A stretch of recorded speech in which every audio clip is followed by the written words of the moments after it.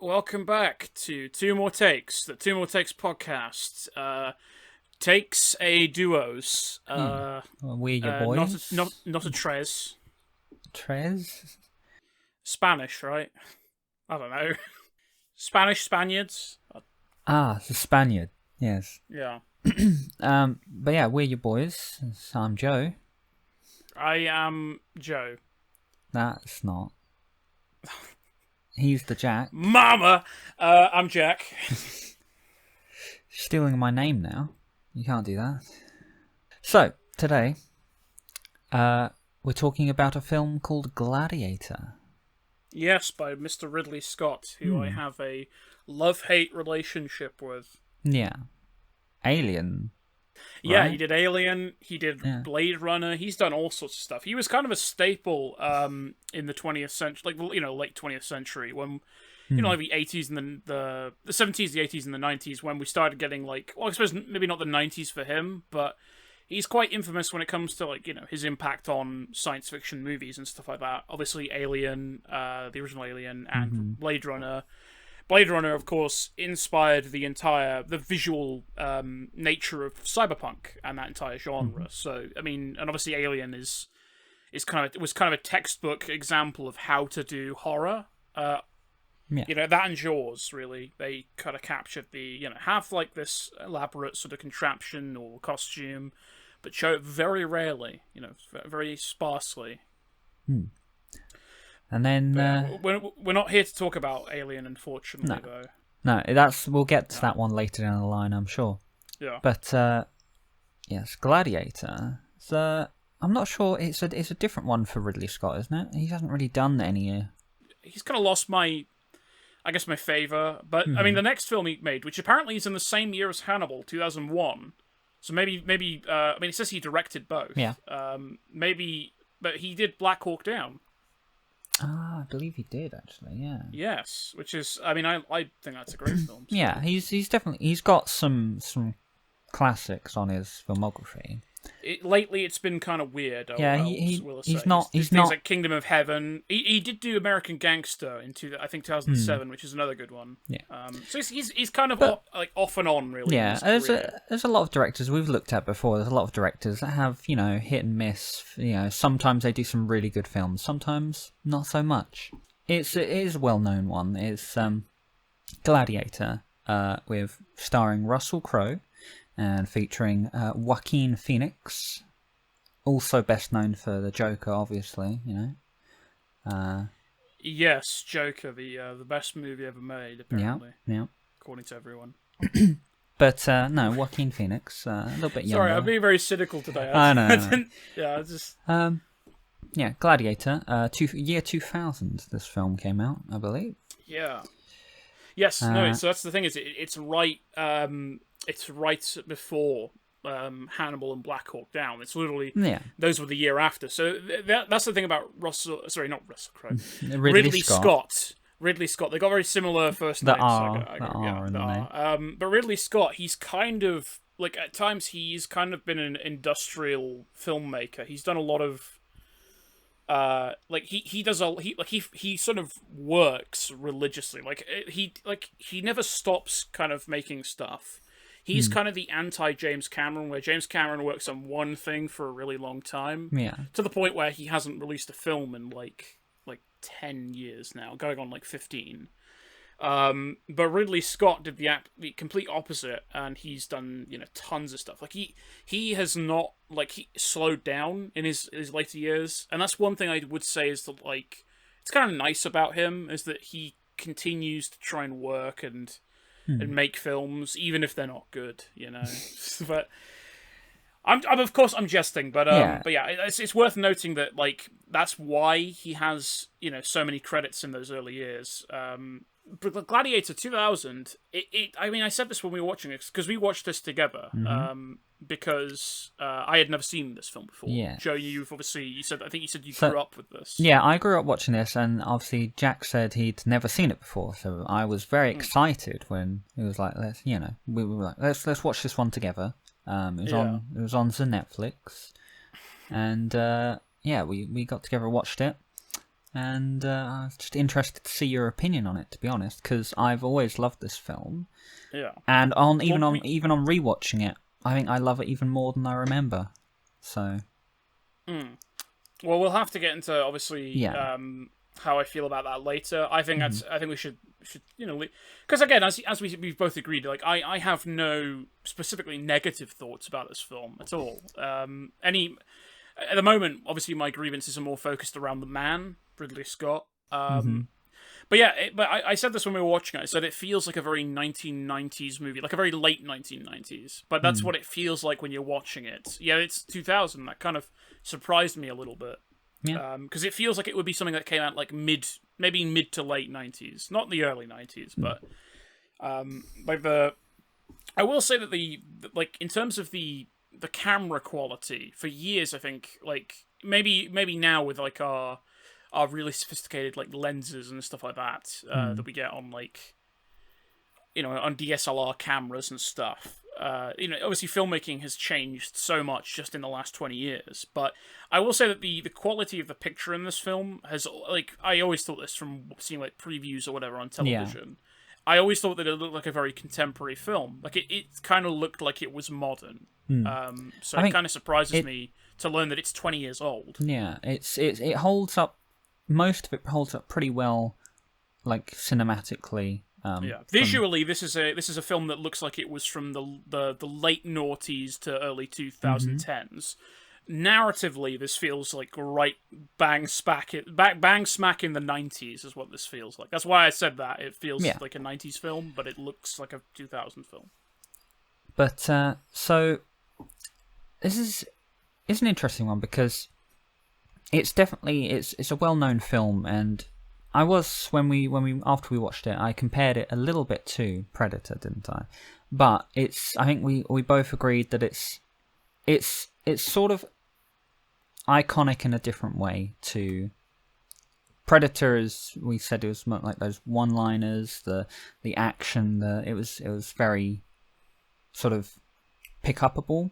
Gladiator's a little bit more over time. It's been well known and recited. Yeah, I gotta be honest. Like I can see it as like it feels like the archetypal Oscar bait film. To be quite honest, like it feels like you could see like the Oscars and you see like the trailer for the film or something like that, or like you could see like one of the clips from these films being played at like the Oscars, and it's like Russell Crowe for Gladiator. And then, like, every other person who acted, every other actor in the room is like, Russell Crowe nominated. Obviously. Well, no, I'm joking. Yeah, while we're on the topic of Russell Crowe, obviously, he's not. Like, I've seen a few things with him in, but not actually too much. He's never been that. He's an okay actor sometimes, but he's not the most interesting or compelling. I think he's part of the problem for me when it comes to like what I do find as a negative about this film. And I've already explained this to you like after we watched it. There's a problem with this film in that because it's so timeless or whatever, or over time it's become so revered. Yeah. It also means that it's a premium example of sort of like filmmaking and stuff like that, which I have opinions about, but basically, I think a few times now, this film has been spoiled for me. So despite the fact I've never seen it before, I knew where all the twists and turns were going. It was even without that, it was quite predictable, which is not necessarily a bad thing, but I do think that it kind of spoiled a bit of my enjoyment with this. Just because, it's... Once you know how things are going to end, and you know that things are just building towards that specific ending, and there's no sort of like twists and turns. I mean, it's kind of like going through a haunted mansion, but you've already been through once, and you're just sort of like, that spooked me the first time. This is weird. Where obviously I'll explain briefly what the plot is in a second, but it's weird how. Obviously you've been spoilt slightly. You've bits have slipped out through. It's a well-known film. But I've obviously seen it many times before, and as I said to you before, even on the rewatch, I'm like, it hits me every time. I'm like, this film like the emotions there every time for me. And I have a theory about this. Yeah. Well. I have a theory as to why that happens for you and not for me. Mm-hmm. And I think I think despite the fact that obviously you're not looking, when you rewatch this, it's not like you're specifically looking at it and thinking, "Oh, I'm nostalgic about this." You were looking at it as like, "Oh, I'm watching it for the first time," because you're watching it with me for the first time. So I am by no means saying that like you went into this like exclusively nostalgic, but I do think that underlyingly, like psychologically, I think that is a factor because like you got to experience, and not in terms of the reverence, but you got to experience those twists and those turns and that plot and those characters. You got to experience that firsthand the first time, and you got to have that effect. And also, you're a child, so things affect you a bit more, and you become more attached to them. That's not me saying like, okay, again, that's not really the nostalgia point. It's just like, okay, you have a previous experience with this film. And thus, I think your brain sort of thinks like it goes back on those experiences. I think a part of that initial experience travels with you throughout your life. Yeah, and I think that happens whenever you watch a film for the first time. But I think again, if you've had it spoiled just a little bit, and you maybe don't have the reverence for it, and also if you watch it like 20 years late, so when it came out. It can feel a little weird in comparison to other people's experiences of it. But I'm not going to disagree with that. Like, yeah, there's obviously a little bit of nostalgia, but there are a few things where I'm like, I think it's just the way I think about the story, and I'm like, obviously I know what happens, but every time I get to it and I watch it, and I'm like, so I'll briefly explain. Obviously the plot is Maximus Decimus Meridius. Russell Crowe's character. He's this army general, a Roman army, fighting in Germania, and conquering everyone. And then the emperor is like, "I want you to be my successor and not my son, Joaquin Phoenix." Colon brackets incestuous weirdo. Yeah, he's always creepy, very bad guy. He's only missing homosexuality, and then he is that archetypal 90s villain in a fantasy film, or like in a dramatic sort of like film like Braveheart or something. Yeah, and then it's this thing of the emperor kind of betrays his own son a little bit, and his son is like, "Yeah, I'm not happy about this." Basically slays his own father, and then betrays Maximus. Because he doesn't want him, Maximus is loyal to the Emperor. Yeah, and he kind of his last request was for Maximus to take over, so it's like, okay, I'm fulfilling his dead wish. I think that's more so than like the witness thing. He initially asks for Maximus's like loyalty, hand but in friendship. We watched this together, and I said, why didn't he just like feign loyalty to him? Because of Maximus's loyalty, and he doesn't trust Joaquin Commodus. Yeah, and then there's that rivalry there, so he basically, being son to the Emperor, he is now in command, and he's like, can you just go kill Maximus? And obviously Maximus escapes, but his family gets slaughtered, and then he gets picked up by some slave traders, turned into a gladiator, and it's the whole revenge story of, I need to get back to see the Emperor so that I can kill him. But in the meantime, he's going to win the crowd. Yeah. What's the British actor who plays his like Proximo? Proximo. I can't remember. What's the actor? I don't know what the actor's name, but I know he famously died during production. Yeah. With this film. Oliver Reed, is it? Oliver Reed. That sounds correct. Yeah.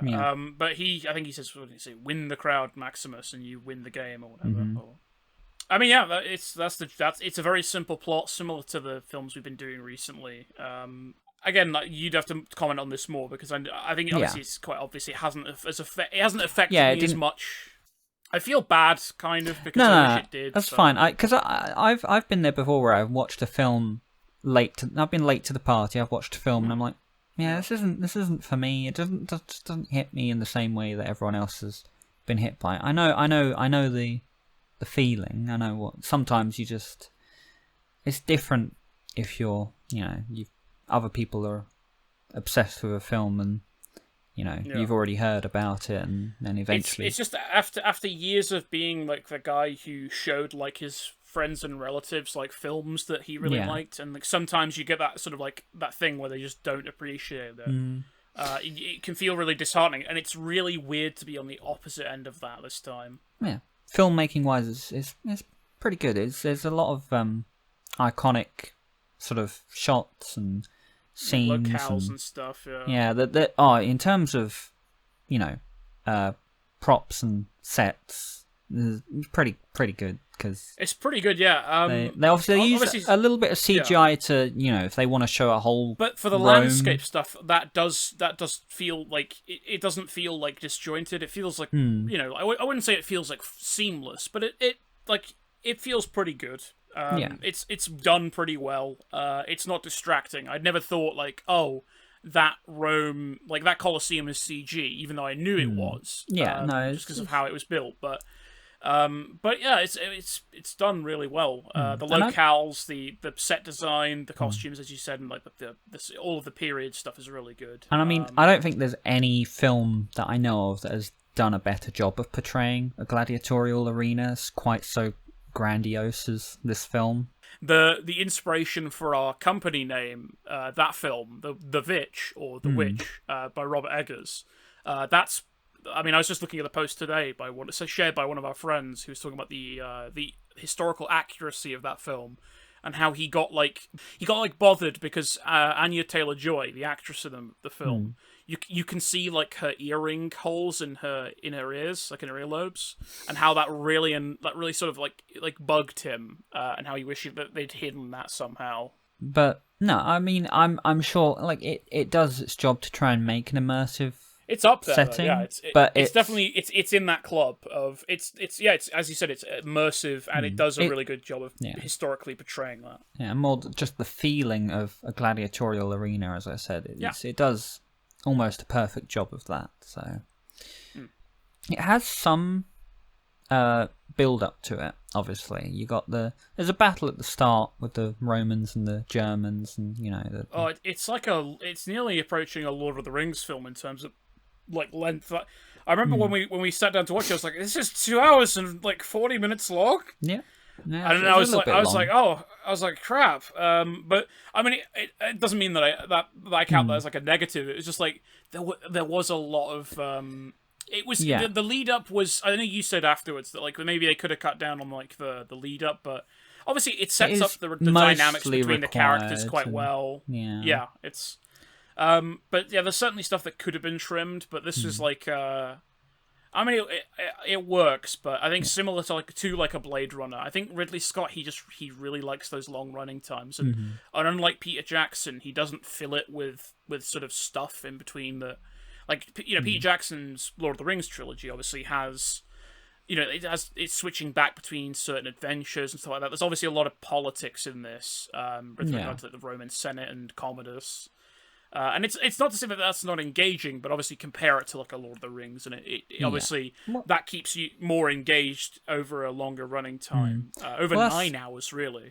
That's the thing with this film. Obviously, there's a little bit of build up. There's a little bit of fight at the beginning, but there's a brief, less action packed bit, and then it hops back and forth between the Senate and the politics and stuff and the people. Different characters conversing and scheming and whatever. And then it hops between that and Maximus killing people, slaughtering people in the arena. You get your action and interspersed with other scenes. And then it increases at different points, but overall I think we both agree the pacing's pretty good. No, it's slow, but it's consistent. Like you never feel like the film is stopped dead in its tracks. Sometimes it slows a bit, especially in those like dialogue scenes, which the dialogue scenes between Russell Crowe's character and the Emperor's sister character. Some of those, I will say, like there's like 2 scenes at the towards the end where they start talking about like their sort of feelings towards each other, and in the first scene, like they're kind of pissed off with each other, and then in the very next scene they meet up with each other, and it's also kind of not that long after they've rekindled their love, and I'm like, this felt rushed. Yeah, Compared to like everything else in this film, where it's really well paced. It feels like the build up is gradual. I will say that sort of like not necessarily a love plot, but that the relationship between those two characters was a little half baked for me. Yeah, so that one's a little bit of a weird one. I'll agree, but yeah, it also doesn't help that Russell Crowe. It's the John Wick situation where like when it comes to any other kind of emotion other than being sad and sort of grumpy, he doesn't do a great job. Well, here's the thing, right? So I know, Russell Crowe's not always the best actor, but this role for him is kind of almost perfect because he does fit the character of Maximus. Well, as I said, it's the John Wick situation of like John Wick is the perfect role for Keanu Reeves. This is the perfect role for Maximus. For Maximus Decimus Meridius to play Russell Crowe. No, I meant the other way around. I just mean in certain situations in this film, the character does feel like a bit of skin's being peeled away or whatever because of his lack of variety. In a few scenes, yes, but I will also say that I think in a couple of other scenes that Russell Crowe actually does convey, like when his family, he finds his family and returns home and they are strung up in front of his house.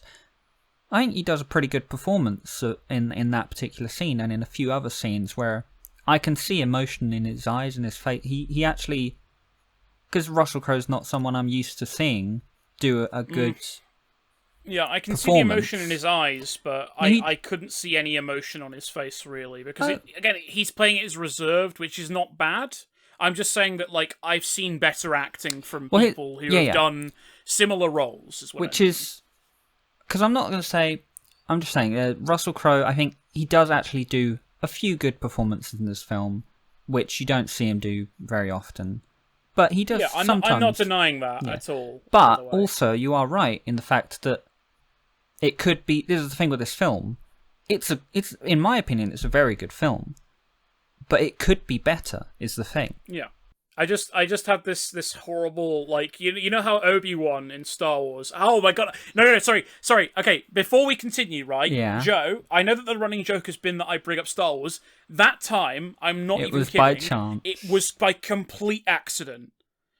And it was just to reference the scene where in A New Hope, Obi-Wan, like, sort of senses everyone on Alderaan die. I just felt that. I just had, like, a horrible vision when you talk about, like, this film could be improved, of us doing a Star Wars theory-esque video of how we fanfiction correct this award-winning film.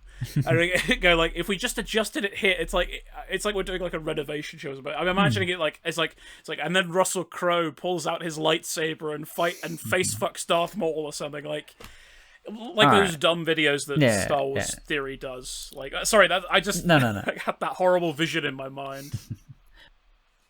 It's interesting to think that this film, which it got some awards. I can't remember how many. It got several awards, I'm pretty sure. And it's a class. It is another classic film, well known. It's stood the test of time so far, and it still could have been better. It could be improved. But it's also Russell Crowe in his prime physically as well, because he looks the part of Roman Gladiator. Yeah. Joaquin Phoenix, obviously. Yes, the madman himself, villain man. What is? I mean, he's insane. Yeah, in real life, like he's legitimately insane. He scares me. He's a fantastic actor, but like the problem is just that like he's just scary as all. Yeah. Because there was that entire year where in interviews he was doing like some sort of like, it was either like a documentary or something, but he was doing a sort of a parody of himself or whatever, where he's playing this washed up actor on shows and he's just being like a real dirtbag. And then it turns out that he was acting for that entire year in public as that, and it's just like, I mean, obviously, I think when everyone heard that he was going to play, like, Joker, obviously we'll get to him in this film, but I think when everyone heard he was going to play Joker, everyone went, yeah, that sounds about right. That sounds about right. I mean, he also did the Christian Bale thing of, like, I'm going to lose all of my weight and then become this anorexic weirdo. No, he really gets into his roles, doesn't he? So I'm wondering whether or not for, like, practice, for this role, if we need to talk to like some of his siblings or something. Yeah. Although it concerns me. But again, they don't go too far. There's incest. Like he basically he wants to, but they don't get that far before he's slain, pretty much. So, but yeah, he's obviously perverse to his sister in this, and yeah, it's really it's suitably uncomfortable to watch. It's just a classic, Roman emperor. Yeah, it's just. But yeah, he does a very good job of being this creepy, dangerous man who's in charge of an entire empire, pretty much. Yeah, so, he's. I think the opposite is true for this character as the Russell Crowe one, is that like he's doing a really good performance of this one. Again, not his best, but he's still doing a pretty good job. I mean, he's a working actor at this point, but I feel like the other way around is that Russell Crowe's character is really well written, and really well sort of like blended into the story. Commodus, however, feels very underwritten and very sort of like he does feel like that Braveheart villain who's just like gay, and that's his that like he's gay and feminine, and he's kind of a ponce, and that's his villainous sort of.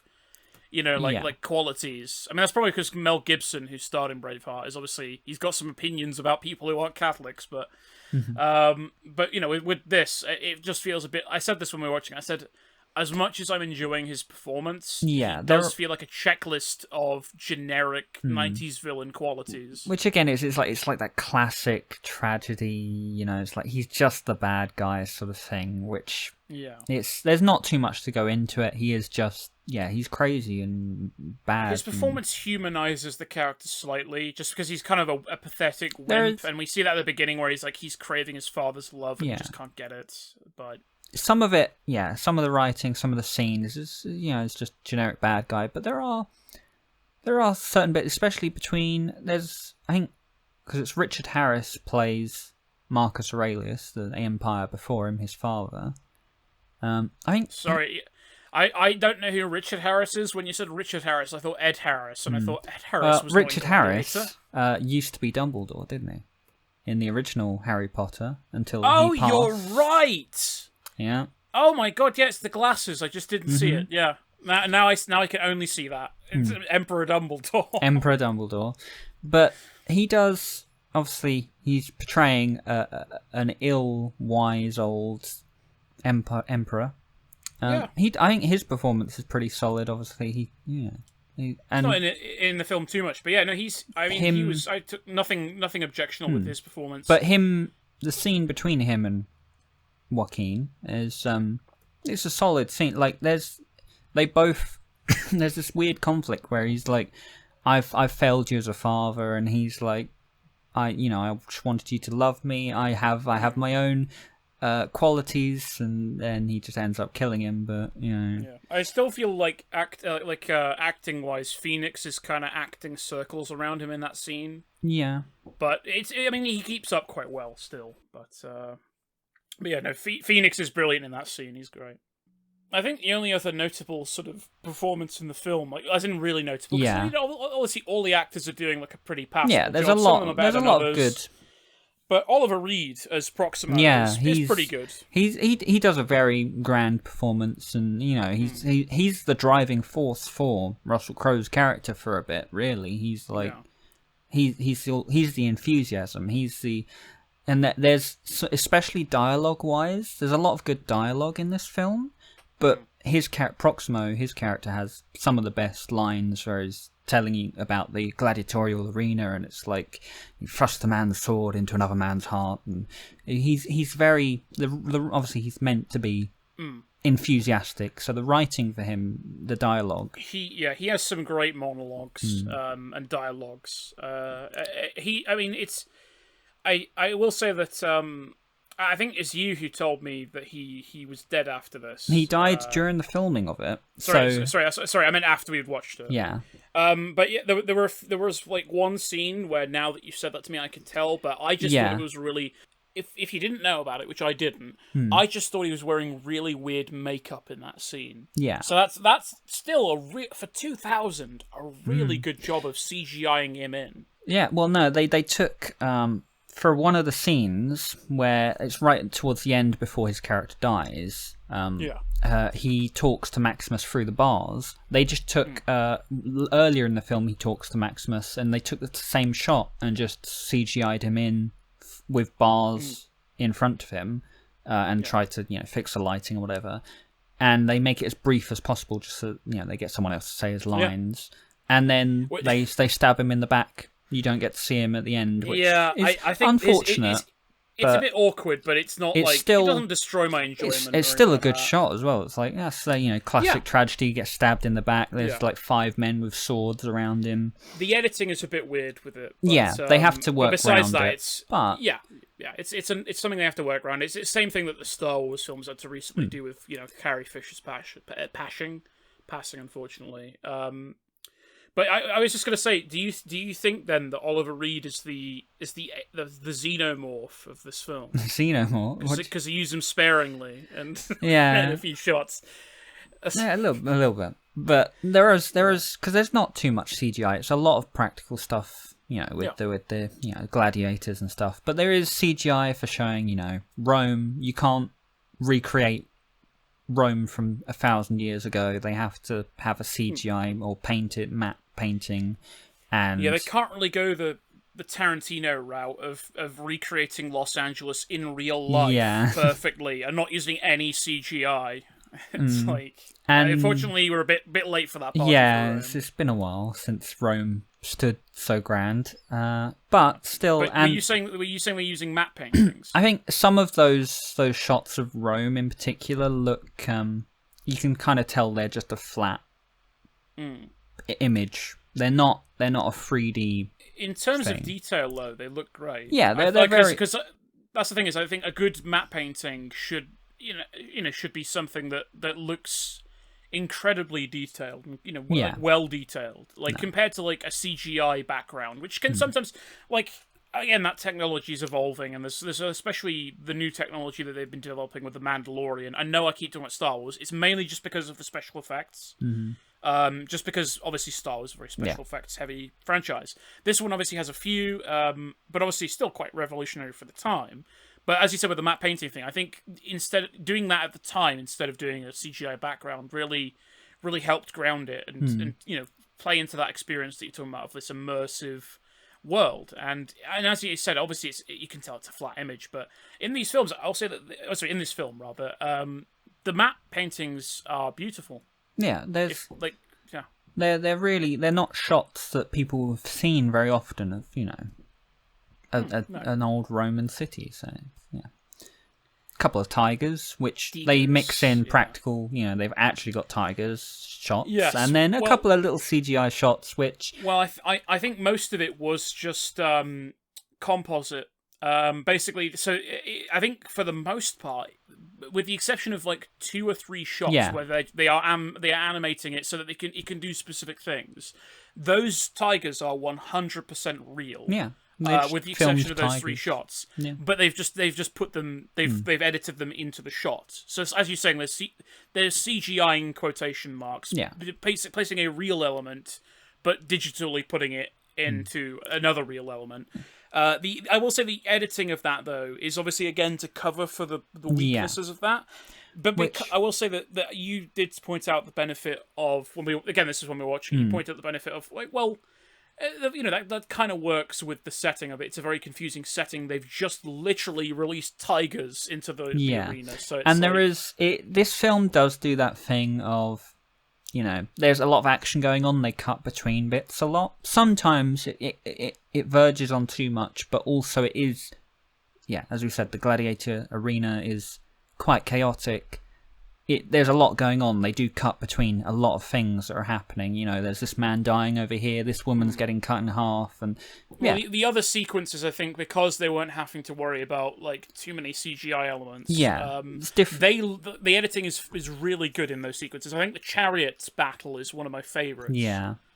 just because it's just. I mean, obviously there's CGI used for some of the crashes and stuff like that, but you can tell a lot of it's practical. Yeah, and, a lot. There was, I think, I heard one bit where earlier on when I think it's the one just before the chariots where Maximus is fighting people in the arena elsewhere. Yeah. And they did when filming, because they're like, do we have any more prop heads? Because I want to chop this person's head off like this. Yeah. Because there's the bit where I think he stabs him with 2 swords and then takes them both out and slits his head off. That was entirely improv in the moment, and they had to get another head for it. Are you not entertained? Yeah, it's just before the "Are you not entertained" line, the classic. Yes. But yeah, he literally Russell Crowe's like, "Do you have any more heads? Because I want to chop his head off." That's good. Yeah. I mean, anytime somebody's decapitated or like a head is blown up, my like sick perverted like cinematic brain goes yes. Yeah, there's a lot of. It's a very gory film at times. Yeah. Yeah, the gore's done quite well as well because it's not distracting with the effect of either it is. I doubt it's CGI blood because of the technology, but if it's like squibs then or CGI blood, I mean, however they did it, it was done very well. The effects, all that's good. And then in terms of camera work, I think this film does a pretty good job for the moment. There's some really good shots in this film. As you said, showing the sets, showing. Yeah, it doesn't strikingly jump out at me as much as other films, but I think that it's. I mean, sometimes the good hallmark, the hallmark of really really good cinematography is that you don't notice it.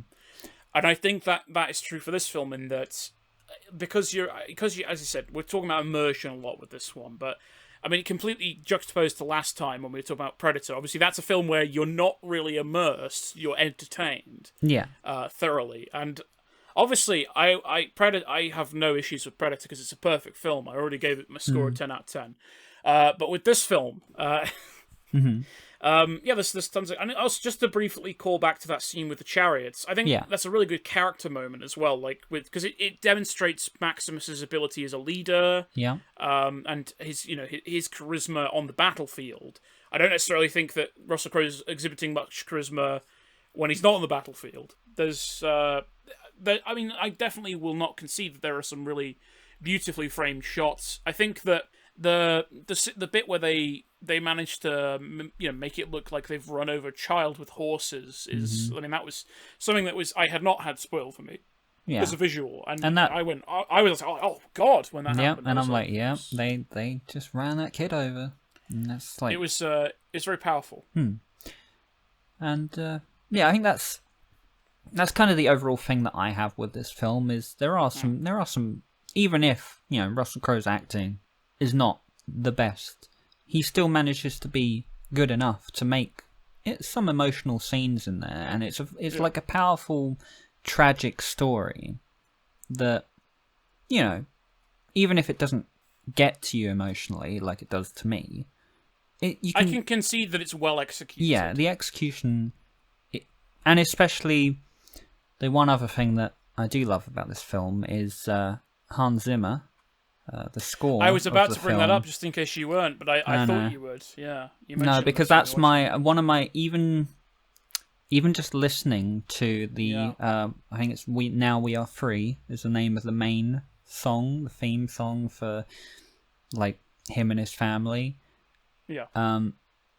That song on its own sometimes makes me feel a little bit teary-eyed. Yeah. Obviously, it's just the way I think of like that song, and then the whole tragedy, especially the end of this film.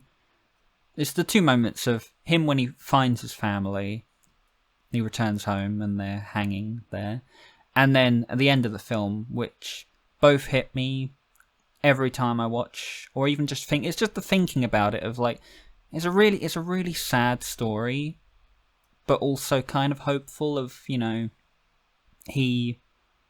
he just wants to see his family, and that's what it's when I think in depth about that, and I'm like, yeah, I feel sad about this, and then the music just really hits it. The atmosphere of that music.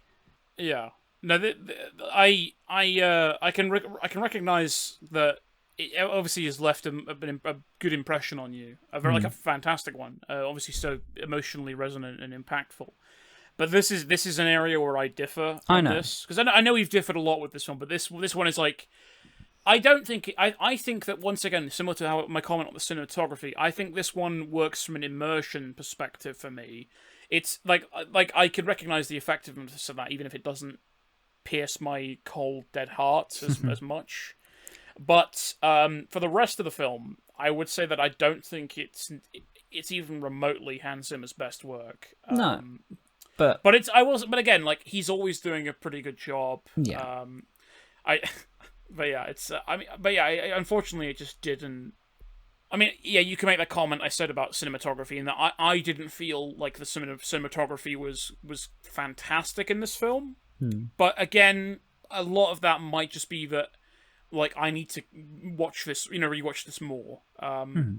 This is my initial thoughts, by the way. Maybe I'll retcon my decision when when it comes to how I feel about this film later on. But as of right now, because of especially because of the runtime, I was just like, it's like whenever I think, oh, I want to rewatch Blade Runner today. I'm like, yeah, I take one look at that and I'm like, yeah, fuck that shit. I'm out. This one, obviously, I think this is the similar Mad Max factor of, like, that didn't resonate with you as much. This one doesn't resonate with me as much. But again, I can recognize this film's value. I think it might ascend to great films for me. It's good film for right now. But the only reason it's not great is just because I think, obviously for me, I came to the party too late, I think.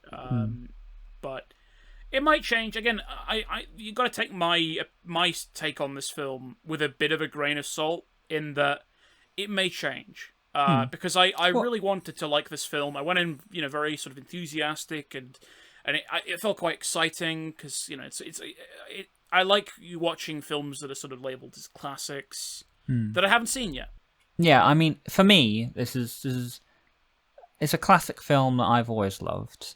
Again, it's up there with Jurassic Park almost for me. So, yeah. And I'd say in terms of the filmmaking, I'm like, does Gladiator beat Jurassic Park? Like, Jurassic Park will always be one of my favourites, but it is a film of quality.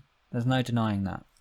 No, yeah. So, and I'm again comparing it to the other films we've done recently. I'm like, yeah, it's definitely, for me, it's definitely going to be up there.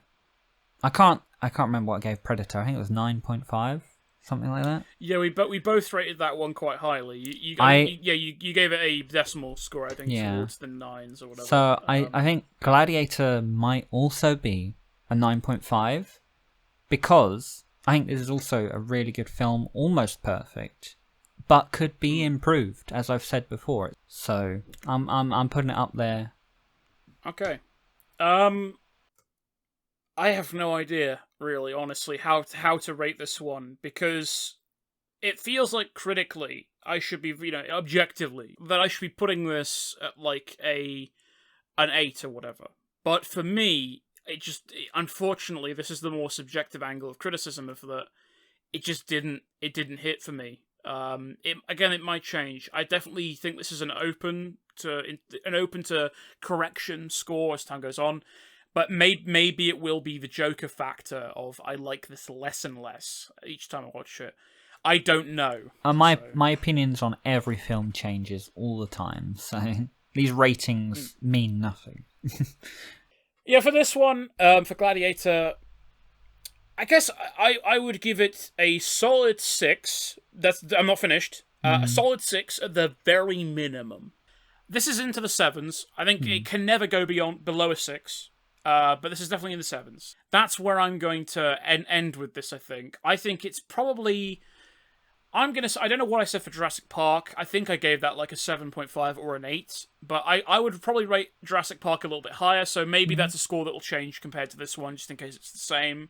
Just because I enjoyed Jurassic Park a little bit more.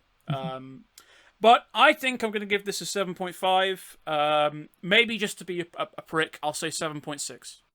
It's been really interesting to see you talk about it with like, you know, you hadn't seen it before, and I'm like, oh, I love this film. How have you not seen it before? And I want to see what you say about it. And now I've heard what you say about it, and I want to kill you. You want to kill me? But no, I'm actually. I find your opinion. We're so in sync. No, I find your opinion acceptable, but. Thank you, Joe. I so appreciate your validity. No, it's been interesting. I know what you mean. It's been interesting. It's similar to like it was interesting to hear your thoughts on Fury Road. Yeah, Gladiator. I mean, it's good when we disagree. This is a good movie. I just don't know whether or not I would enjoy it watching it a second time. But I thoroughly enjoyed it watching it with you. A lot of people have already seen this film, as with most of the films we talk about, to be quite honest. Yeah. But yeah, if you haven't seen it, check it out. But yeah, that's been Gladiator. Yeah. 2 more takes on another film. We'll have to see how we'll end this season. I'm excited to see what we do after this. We might take a bit of a hiatus after the next episode, just because we've been working hard trying to provide the stuff and get it out for the loyal folk who do enjoy this. So yeah, that's been us. I've been Jack. I've been Joe. You're supposed to say I'm Jack. No, I don't want to steal your name. I thought you don't want to sully your identity with mine. Anyway. Goodbye. See you later.